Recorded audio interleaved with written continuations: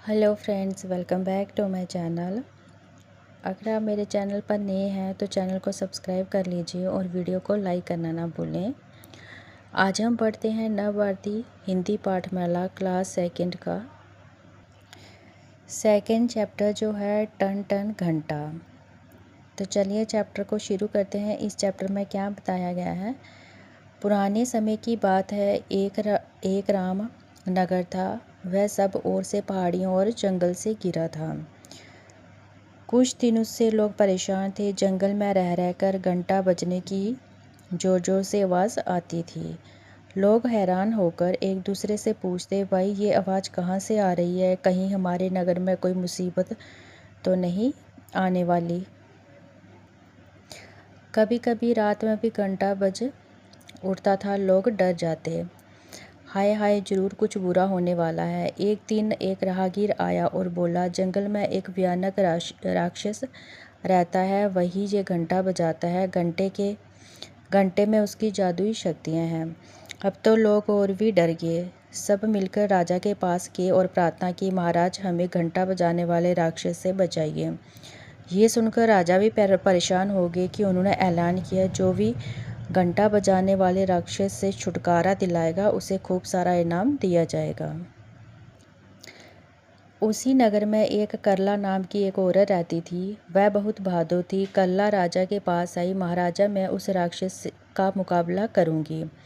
सब लोग हैरान थे, पर करला चल दी जंगल की ओर। वहाँ उसने कांटे और झाड़ियाँ काटकर एक जगह साफ करके झोंपड़ी बनाई और उसमें रहने लगी।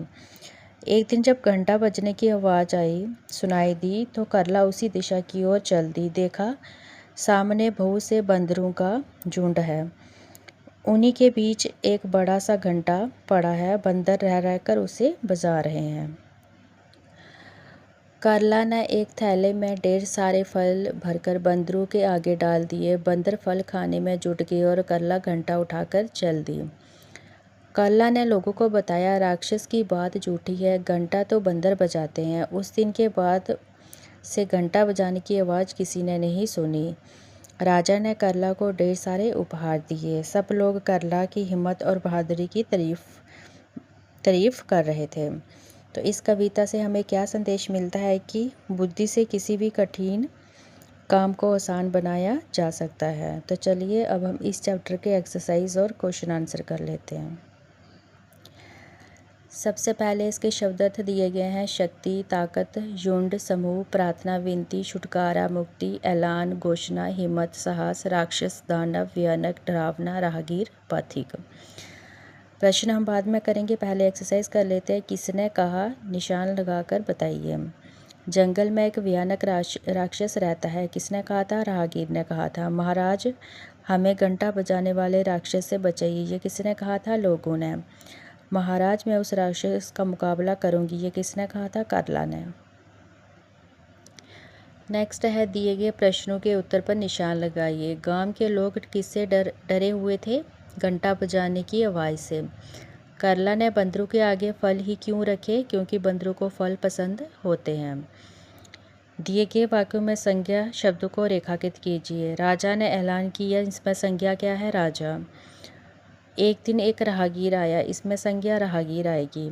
करला बहुत बहादुर थी। करला जो है ये आपकी संज्ञा है। रोज घंटा बजता था, घंटा को आप अंडरलाइन करेंगे। खूब सारे बंदर बैठे थे, बंदर को अंडरलाइन करेंगे। जंगल की आवाज़ आती थी, जंगल और आवाज़ को आप अंडरलाइन करेंगे। सही शब्दों पर निशान लगाइए। जंगल सेकंड पार्ट वाला सही रहेगा। घंटा घ के ऊपर बिंदु वाला रहेगा। बंदर में बा के ऊपर बिंदु वाला और झुंड में झ के ऊपर। संयुक्त व्यंजन दो दो वाक्यों के मेल से बनते हैं।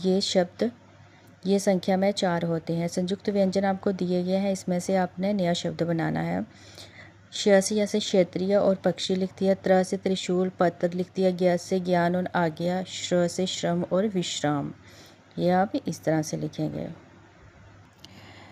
चलिए अब हम इस चैप्टर के क्वेश्चन आंसर कर लेते हैं। रामनगर के लोग क्यों परेशान थे? उत्तर लिखेंगे। रामनगर के लोग जंगल से आने वाली घंटा बजाने की आवाज़ से परेशान थे। उन्हें लगता था कि वहाँ कोई भयानक राक्षस रहता है।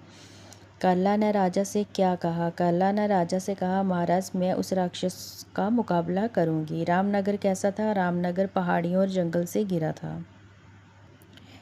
राजा ने करला को उपहार क्यों दिया? राजा ने करला की हिम्मत, बहादुरी और समझदारी से खुश होकर उसे बहुत सारे उपहार दिए। तो बच्चों, ये था आपका सेकंड चैप्टर, टन टन घंटा। उम्मीद है आपको समझ आ गया होगा। तो चलिए अब हम मिलते हैं अपनी नेक्स्ट वीडियो में।